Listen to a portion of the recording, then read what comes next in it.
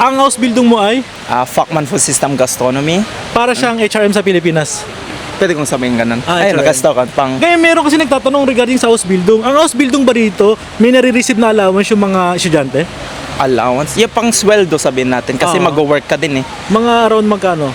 Ngayon 2026, mga magkano yung tax? Pag sabihin natin yung neto, yung makukuha mo to, yung Oo. walang ay yung nadagdag na yung tax nasa 800 ganun. 800.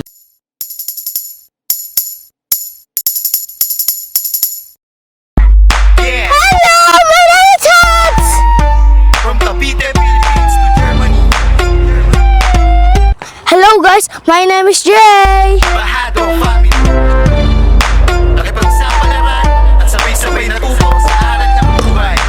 Hi, I'm Emil. Let's go!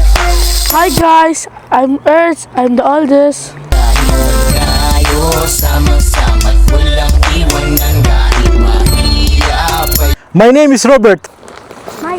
susuko laban lang Hello guys, I'm Mama Jess. Welcome to our family. from Cavite. You guys, dito kasi kumbaga mix na ang dito sa Mannheim. Old city, maganda ang nature, na nakaka-relax guys. Gusto ko na guys maligo. Ano, simulan ko na.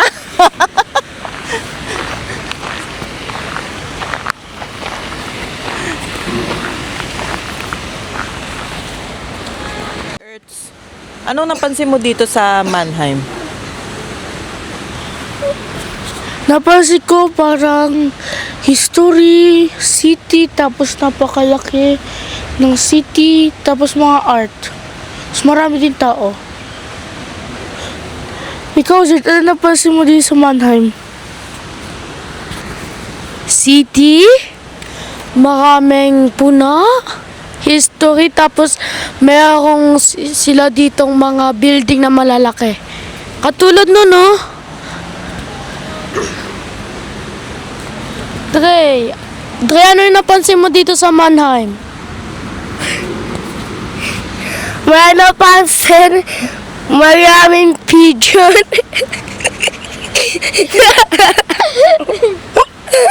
Tapos maraming tao naglalakad. Tapos marami rin kotse. Marami rin ako nakikita, marami rin buildings na malalaki. Like there. Hans, ano pansin mo sa Mannheim? Doon ko nakita marami tao na lalakad. Tapos marami kotse na drive. Tapos marami building. Parang malalaki, parang pupuno. Tapos minbag ko isa na ano, parang malalaki. Puno, parang ganun.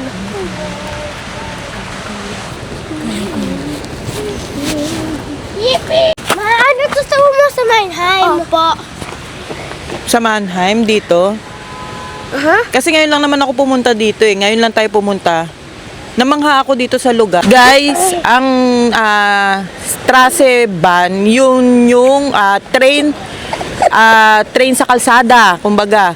Kasabayan niya guys yung bus, kotse, yung ganun guys. Kasi makikita mo sa amin guys, sa tutuusin, wala kaming makikitang gano'n na Straßenbahn sa amin.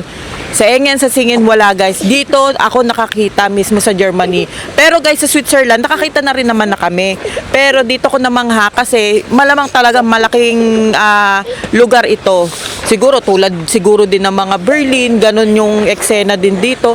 Saka, dito sa sa Mannheim guys, pagpunta mo pa lang dito, makikita mo yung mga surroundings na ang lalaki ng mga buildings nila dito guys. Di tulad ng sa iba na pagpasok mo pa lang sa mismong train station, Bahnhof kung tawagin, makikita mo bonong. Yung mga apartment, bahay agad makikita mo dito guys, ang lalaki guys ng mga building. Hello guys, meron tayong kabayan na nakita rito. Pakilala ko muna bro. Hello po, ako po si Ronen Bersamin, 22 years old and nakatika po ako sa Kelkheim, Frankfurt, Main. Oh, taga Frankfurt ka. Tumira ako dati sa Darmstadt eh. Saan ka muna pala sa Pilipinas? Sa Abra po. Abra. Abra, Ako sa Ilocano. Cavite. Cavite. Ay, nandun po yung Oo, tito ko. sa Cavite. Dasma Bacoor. ako eh. Sa Bacoor. Sa Bacoor, malapit lang yun. Bro, tatanong ko lang, paano ka nakapunta dito sa Germany? Since dito po ako pinanganak eh. Oh, Kaya- dito ka pinanganak. Mm. And then, dito ka na nag-stay or umuwi ka pa sa Philippines? Ayun, umuwi po ako sa Philippines. I mean, nag-kindergarten po ako hanggang 6 years old. Dito? Mm. Interesting. Tapos biglang, nang nagbakasyon po kasi ako doon biglang yung gusto ko kasi yung atmosphere doon Sa Philippines. kasi nandun lahat ng mga pinsang ko, ganun. Kasi Saan ka nag-aaral ng elementary at saka high school? Sa Abra na? Sa Abra na din Abra po. na. Ay, pero nung high school, sa Bulacan na po ako Sa Bulacan. nag-continue. Malamang marami ka nakain chicharon sa Bulacan. Lechon. Diba yung sikat doon? Tsaka lechon. Ngayon bro, syempre nag-aaral ka sa Pilipinas. Kailan ka bumalik dito sa Germany?